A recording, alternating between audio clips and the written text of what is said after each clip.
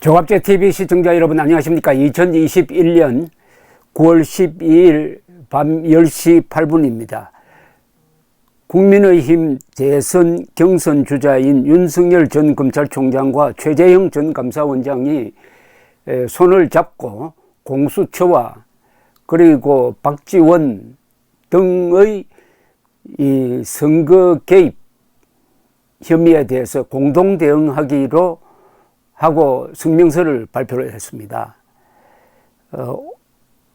국가정보원의 대선 개입 의혹을 논의하기 위해서 두 사람이 여의도 호텔에서 만났습니다. 그 직후에 취재진 앞에서 윤 전 총장과 만났던 최재형 전 감사원장은 오늘 윤석열 전 총장과 이른바 고발 사주 사건에 관련해 많은 이야기를 나눴다면서 이런 입장을 밝혔습니다. 공수처가 야당 후보를 피의자 신분으로 입건한 것은 묵과할 수 없는 대선 개입 행위로서 민주주의를 위험에 빠뜨리는 폭거이자 유권자인 국민을 모독하는 처사다. 드루킹 사건과 울산시장 선거 개입 사건은 미온적으로 지연시키더니 친여 시민단체가 고발하자 기다렸다는 듯이 공수처가 팔을 걷어붙인 것은 정치적 중립을 넘어선 정치 공작 행위다. 공수처의 대선 개입 선례를 결코 남겨서는 안 된다. 더구나 국가안보를 책임지는 부처에 있는 국가 최고 정부기관의 수장 박지원 국정원장을 이야기하는 거죠. 의 수상한 만남은 제보자와의 만남입니다. 만남은 한 점의 의혹도 남김없이 철저히 규명되어야 한다. 정권 교체를 향한 국민 열망을 꺾으려는 근거 없는 정치 공작을 계속하면 국민 저항에 부딪힐 것이다. 좌시하지 않겠다고 경고했습니다. 최재형 전 원장은 또 더구나 참고인 신분에 불과한 김웅 국민의힘 의원 의원실을 압수수색한 것은 전례 없는 위헌적 행태다. 우리 두 사람은 정권의 대선 개입 공작을 분쇄하고 국민 열망인 정권 교체를 위해 최선을 다하겠다고 덧붙였습니다. 이 두 사람의 이 회동은 상당히 의미가 있다고 생각합니다. 문재인 정권 때 있었던 법치 파괴를 그나마 두 사람이 나서서 견제하고 어느 정도 저지했습니다. 한 사람은 검찰총장으로서, 한 사람은 감사원장으로서, 그리하여 두 사람이 남긴 업적이 요사이 결실을 맺고 있습니다. 조국 일가 관련 수사는 윤석열 검찰총장 지휘하에 아주 철저하게 정확하게 그리고 형사소송법 절차에 맞춰서 했으므로 관련 사건이 요사이 계속 유죄 판결이 나오고 있습니다. 또한 최재형 감사원장이 지휘해서 월성 1호기 폐쇄에 따른 경제성 조작 사건도 검찰 수사를 통해서 기소가 되어가지고 이제 법의 심판을 기다리고 있고, 조희연 서울시 교육감의 부정 채용에 관한 감사원의 결과가 검찰에 넘어가서 이 공수처 제1호 수사가 되었습니다. 조희연 씨가. 이런 걸로 봐서 두 사람의 수사 지휘는 그야말로 아주 모범적이고 정상적이었다라고 평가할 수가 있습니다. 더구나 문재인 정권과 문재인 대통령과 맞서가지고 이런 수사와 조사를 감사를 했다는 것은 그 용감성을 우리가 알아줘야 합니다. 여기에다가 직무정통이라고 그럴까요? 아주 정확한 수사를 했다는 점에서 이 두 분의 실력을 알 수 있게 합니다. 한편 요사이 공수처와 국가정보원 그리고 검찰이 하고 있는 짓을 보면은 예사로 형사소송법도 위반하고 인권도 위반하고 헌법적 가치도 위반하고 있습니다.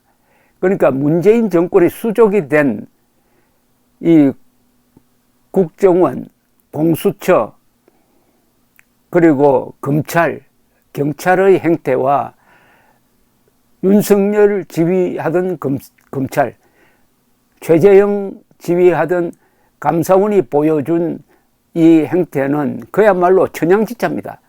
이것은 실력의 문제이기도 합니다. 도덕성의 문제이기도 하지만은 역시 실력 있는 사람이 깨끗하면은 권력에 저항할 수 있는 것입니다. 윤석열, 최재형 두 사람이 문재인 정권과 맞서서 법치를 지킬 수 있었던 것은 두 사람이 깨끗했으므로 약점이 없으므로 가능했다라고 생각을 합니다. 그런데 이 두 사람이 손을 잡고 공동 대응하기로 한 것은 앞으로 이게 시작이 되어서 여러 가지로 좋은 방향으로 확대될 수 있다고 생각합니다. 우선 국민의힘 경선 후보들이 이것은 뭉쳐야 합니다. 홍준표 씨는 이게 윤석열의 개인 문제라고 하지만 이게 개인 문제일 수가 없습니다. 어떻게 이게 개인 문제입니까? 이게 개인의 사생활 문제가 아니라 지금 정권을 찾느냐 못 찾느냐의 문제고, 헌법을 지키느냐 지키지 못하느냐의 문제고, 거짓과 진실의 문제 아니겠습니까? 넓게 보면 김일성 세력과 대한민국 세력의 대결 구도하에서 이 문재인 정권이 국가 공권력을 반헌법적으로 행사해가지고 대한민국 세력을 타도하려는 목적으로 일어나고 있는 일련의 공작이 아닙니까? 저는 그렇게 봅니다. 대한민국에서 일어난 모든 사안은 이념적으로 봐야 되고, 그 이념은 결국은 김일성 세력과 대한민국 세력의 대결, 즉 전체주의 세력과 자유민주주의 세력의 대결, 그리고 선동 세력과 진실 세력의 대결, 헌법 수호 세력과 헌법 파괴 세력의 대결로 이루어지고 있는 겁니다. 이번에 일어나고 있는 사안도 보면은 이게 우연히 일치겠어요? 김정은에 굴종하는 문재인,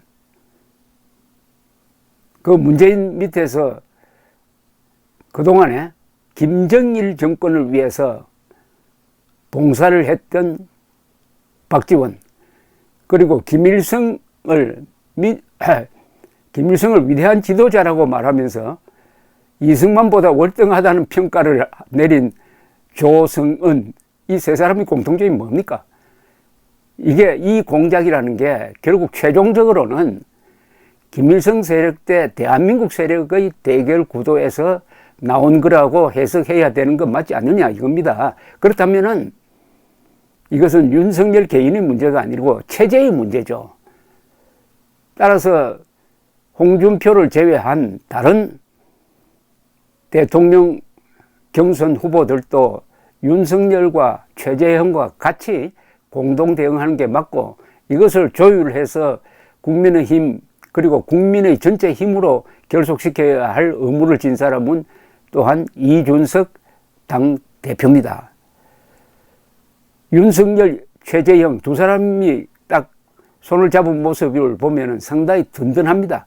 두 사람 다 용감하고 실력 있고 청렴합니다.